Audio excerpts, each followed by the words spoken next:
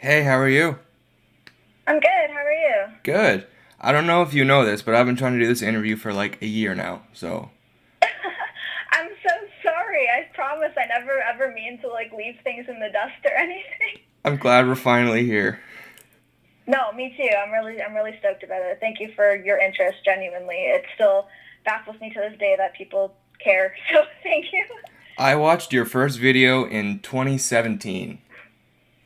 Holy shnikey! So I wasn't even doing wrestling then. Yeah, you interviewed Chris Jericho in Oshawa. That was in 2017. I've been doing 3 years. Yeah. Holy crap! Really? Eh? You started wrestling interviews in 2016. That's insane. Isn't that crazy? So it's Wow. been it's been a while. No way. Is that actually the case? Not like I got. Not that I don't believe you, but time has flown by. Yeah, I went through your channel last night, 2016. Damn, that's intense. Your first interview I think was Ali. Yeah, December 2nd, 20. I'm googling it now. December 2nd, 2016. Yeah, so you've been doing this a long time. Oh yeah, it's been a while. That's why it's the most gratifying feeling when stuff actually kind of starts to come to fruition. When goals start to be reached. It's a good feeling. So how did it come about for you to start a YouTube channel? Because you started your YouTube channel 7 years ago. Yeah, that was about, I think, 20. Clearly, you can tell by now I'm not really great with my own timeline, but I think that was in 2012 I started. Yes. So pretty much I started just posting stuff online because I get really bored in school, and my parents actually came to me and they're like, "Hey, why don't you start posting these reviews you're writing during class and post them online?" I was like, "Yeah, sure, why not?" Just for your own creative process type thing, not even thinking anyone would pick it up or check it out. Right. And so I started doing that, and then people started retweeting it, the bands I was writing about, because solely started with music. And then I went to this concert with my dad and sister, and we had this really crappy little camera that I was taking photos of the band with. And we ended up meeting up with the band after. My dad was like, "Hey, why don't you ask them two questions? It could be kind of fun." I was like, "What are you talking about? I can't do it. I can't do it." And I ended up asking them two questions. I used to call them my 2Q video interviews, this cheeky little thing. I think I was 17 years old. And they ended up actually doing well for whatever reason online. So after doing that, I started looking into the proper way, with correct etiquette on how to start lining up interviews. And then I was really fortunate to get replies from, Warner Music, Universal Music, Sony Music Canada, and a bunch of other publications or publicists and management companies and labels from around the world. And they kind of just started growing from there. Really, it was very organic and never what I thought I'd end up doing. But I'm so glad that I did that first terrifying interview. So as you started doing it, were there any moments where you kind of doubted yourself, or was it just like, I'm gonna do this now? I was really scared when I first started because I didn't like public speaking. I wasn't the kind of person that enjoyed group projects. I had my friends and they were very close to me, but it was a very tight knit group of people, a very small group of people. And so when I thought, oh gosh, I'm posting this online where 10 people can watch it or a million people can watch it, Right. it's definitely two extremes there. So it took a lot for me to open up and realize, okay, yeah, you can do this.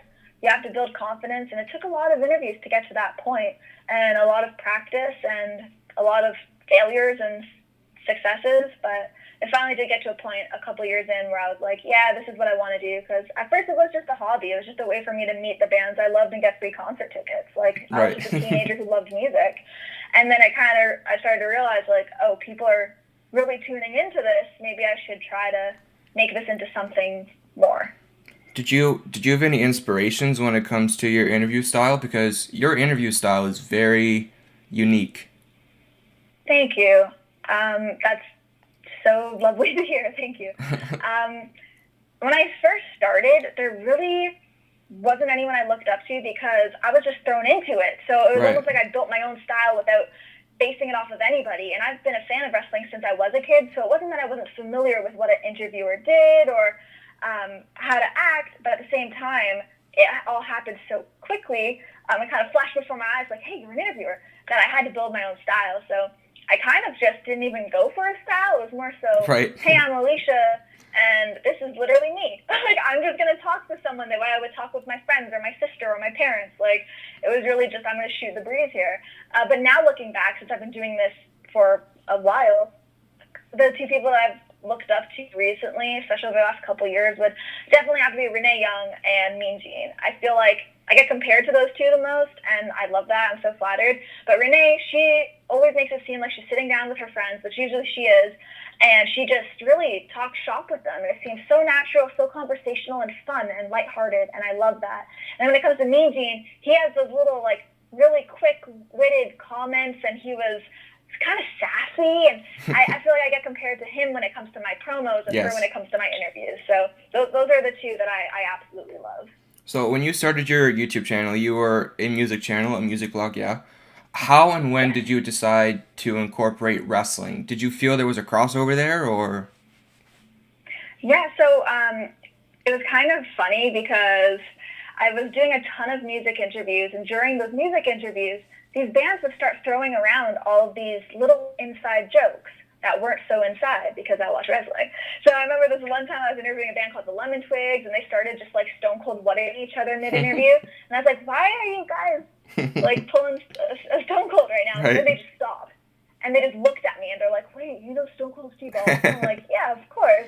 And then our interview literally went from talking about music to talking about like their dream wrestling gimmicks and how they have all this stuff. And then there's another band called State Champs, and I interviewed them a couple times. And one time I came in wearing a John Cena snapback, and they're like, "Oh my gosh, you love wrestling?" With two dudes in the band are fanatics. So then the whole interview was about wrestling, and it kind of hit me like, if these bands, these humans like wrestling, a lot of wrestlers must love music. Like, there's this crazy crossover. You think of WWE, and they get musicians to play NXT live, and they all have theme songs, and like, we're all human beings. I'd say majority of people like music, so it just kind of seemed like a obvious next move for me. I like music, I like wrestling. Let's make my profession kind of revolve around both of those things. Now, you are firmly in the wrestling business. You are probably the most popular wrestling interviewer on YouTube. Did you find it harder breaking into wrestling than you did breaking into music in terms of getting interviews and just having a presence? I'd probably have to say that music was a lot harder because, well, there's a lot of different factors. I mean, I was younger, I was naive, I was thrown into it not really realizing what I was doing. Like, it was a lot of trial and error. So when it comes to music, I had to build my fan base from literally zero. I had to build all my contacts, go to network. I was just so much younger. And then that kind of made the wrestling aspect of it a ton easier because I already had somewhat of a fan base. I wasn't starting from zero. I already had contacts. My name was out there. You could go on my channel. It wasn't just like a dead page. You know what I Right, mean? Like, there right. was actually content on there. I had kind of proven myself a little bit to that point. So it was definitely a lot easier going into wrestling. Of course, you have to earn respect from everyone, regardless of the industry you're going into. For sure. But music, I was just starting from complete scratch. So that was definitely a lot harder. Was there any big wrestling guest early on that kind of made you starstruck, or was it the same as music? Definitely. I mean, some of the first major interviews I did for wrestling, I think I was like 4 months in, 3 or 4 months into doing my wrestling interviews, just for my YouTube channel, not promos or anything yet. Right. But I reached out to Ring of Honor, and they were like, "Yeah, come on down." They had a show in Toronto, here where I'm from. Right. And on Me that too. show at the time, the roster at the time was the Bucks, Kenny Omega, Cody Rhodes, Will Ospreay. So I interviewed all of these guys in Yeah. one day. I I remember did, that. like, I think 10, yeah, you probably remember. Yeah. But I did like 10 interviews in the span of 2 hours, and it was insane. And so having these giants of wrestling, like back then especially, is when Kenny was like the hottest wrestler in the world. He's the Right. front cover, I think, of PWI that year. So I was like shitting bricks thinking, oh my gosh, I'm only like a few months into this world, this new industry, new business, and I'm interviewing the biggest stars in it. And I mean, just the fact that I went down and put the work in to do those interviews and they all said yes, that led to some major career opportunities down the line. So I'm so grateful that I decided to do those. That was a really good choice. Now that you're this far in, is it ever crazy to you? Like when you sit down with, like you said, a Kenny Omega or whomever, is it ever crazy to you, or is it just what you do now? There are definitely moments where it hits you, especially when you meet someone new or someone you used to watch on TV all the time as a kid. Like there are definitely moments where you're like, wow, this is really cool. Like it's more gratifying than starstruck. Um, and then there are days where I'll be texting with someone that I did watch as a kid, or texting with one of my favorite wrestlers, and like they're friends now.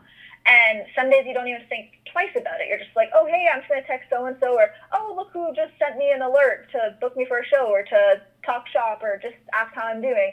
So those moments are, you don't even realize, like, and it's not that you're taking it for granted by any means, but it just makes you feel like you're in a really good place now. Like wow, the people that I admired are now my friends or my colleagues. So yeah, it's definitely surreal, and the most surreal moments are where it doesn't even feel surreal because you're so comfortable with kind of the life that you're living now. So yeah, it's strange, but I'm really grateful for all of it.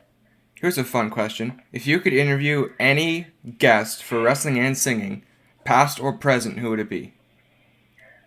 Okay, I'm gonna whip two your way here. One of them would definitely be Kiss. Okay. If I could just get even like Paul Stanley and Gene Simmons in a room, like I would lose my mind. Like that would be the most mind blowing interview of my entire Of career. course. And then they're alive, obviously. And if I wanted to interview somebody who passed away, it'd be George Harrison. I'm a massive Beatles fan. I feel like a lot of people would be like, oh well, wouldn't it be Lennon? And I'm a fan of all four of the Beatles, but when it comes to George, like I love his solo stuff the most.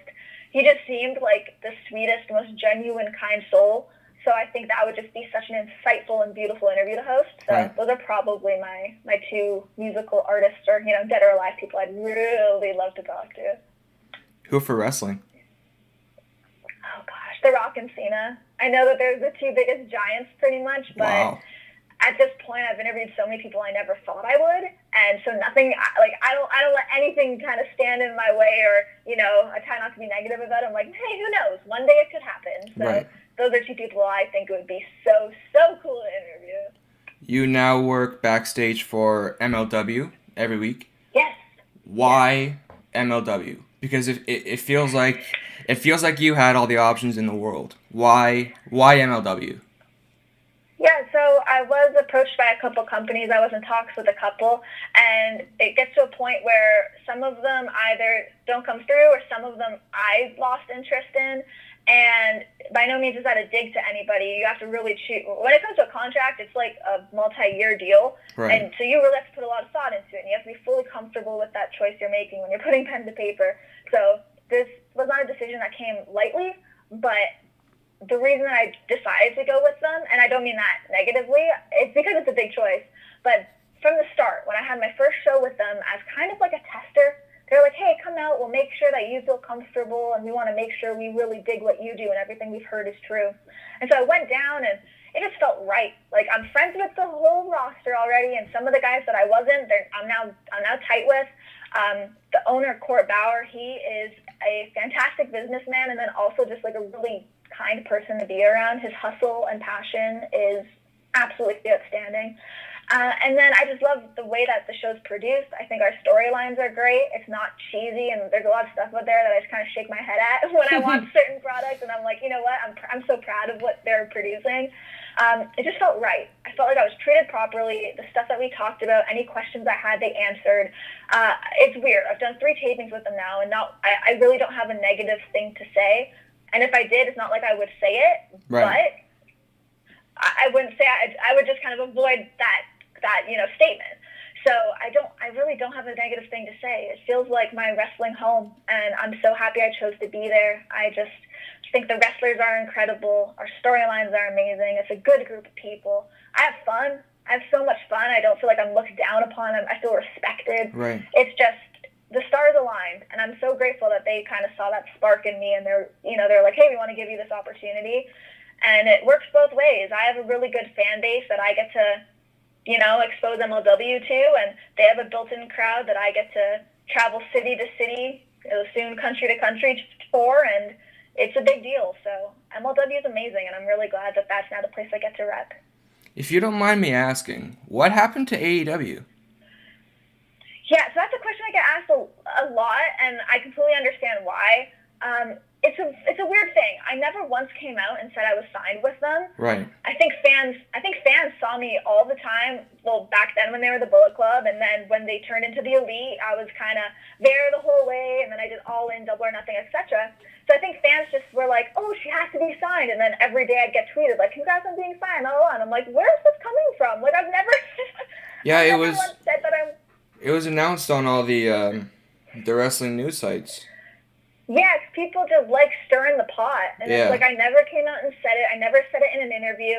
And yes, I definitely had chats with the guys about stuff. Sure. But it was just one of those things that like kind of didn't come to fruition. And then at the exact same time, I was talking to a couple other companies, and it just made sense for me to go where I chose. And you know, it's cool to see MLW doing great. It's cool to see AEW doing well. Whoever is out there, I mean, I have no bad blood with anyone. I still love what the Bucks and Cody are doing, and Brandy. Like, you know, it's one of those things where sometimes the paths just don't meet up properly. And Right. I guess in this case, I'm like grateful because I am where I am now, and I wouldn't change a thing. So I have one last question for you. It's a big question. When it comes Ooh. to wrestling, YouTube, music, whatever the case, professionally, personally, what is your ultimate goal? I just want to be that page that everybody knows, the account and the name in every household where they're like, if they like wrestling or music, it's like, oh, did you watch Alicia's interview? Like, being on a first name basis, and I'm not saying that for the star quality. We kind of live in this day and age where, unfortunately, the more numbers you have and the more people know your name, it means the better you've done your job. And I want to be the best at my job. So I want everyone to know my name, know my face. I want to travel more. I can't wait to grow with MLW. They're currently working on new TV deals, more countries to go to. It's so exciting. So I really just want to keep growing and be the best at interviewing and hosting in the game. And I feel like I'm not there yet, but I feel like it's not out of the question. It's definitely something I can accomplish. Well, you're firmly on your way to that goal, I can tell you. Thank you. Thank you so much. Well, that's all the questions I have. Do you want to add anything? I mean, mainly if you guys are just learning about me through this podcast, thank you so much for taking the time to listen. I know I ramble, I know I talk a lot, but I get really passionate when I talk about this stuff, and I'm pretty much a, you know, what you see is what you get kind of person. So if you like what you heard, please check me out. Once again, Alicia Atout on all socials. And I love what I do. I'm really grateful for it. And if you already are a fan of mine, thank you for watching along the way and listening to what I have to say. And thank you so much to you for taking the time and watching since, 2017, 2016 or whatever. Like, that's insane. So just thank you for having me on and for taking the time. I appreciate it. Thank you for your time. Of course. All right, we'll talk to you later. Absolutely. Bye.